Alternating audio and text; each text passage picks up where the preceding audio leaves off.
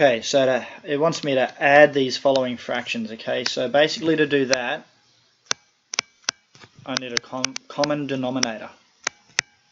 Okay, to be able to add fractions. So in terms of b, let's have a look here. Okay, so for b, I have 1 over 3 plus 3 over 5. Okay, so to be able to do this, I need to have them over a common denominator, or the lowest common denominator would help as well. Okay, so out of 3 and 5, the lowest common denominator that I can get out of that is, if I look at 5, I've got 5, 10, 15. 15 is divisible by 3. Okay, so my lowest common denominator here will be 15.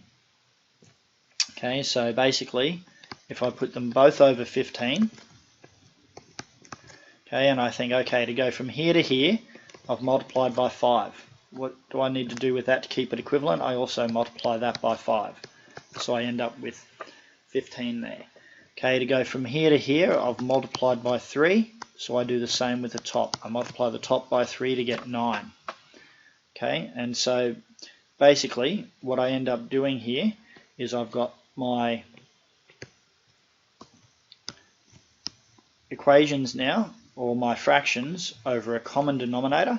So all I have to do now is add these top parts together, because I know that they're equivalent, or that they're over the equivalent sort of denominator. So I have 5 plus 9 is 14, 14 over 15. And I have a look to see if I can simplify that, and I can't. Okay, so let's have a quick look here at f. Okay, so it's 1 over 5 plus 3 over 4.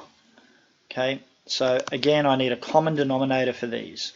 Okay, for 5 and 4. And so if I think about it, okay, well, with 4 I've got 4, 8, 12, 16, 20. Okay, 20 is divisible by both 4 and 5, and that's my lowest common divisible thing. So that's my denominator. My lowest common denominator will be 20. So I put both of these over 20. Okay, so when I add, right, I need a common denominator when I'm adding.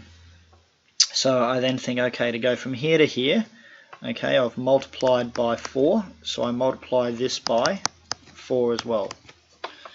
Okay, and then what I simply need to do now is I need to go from there to there. I've multiplied by 5, so I multiply this by 5 as well to get 15.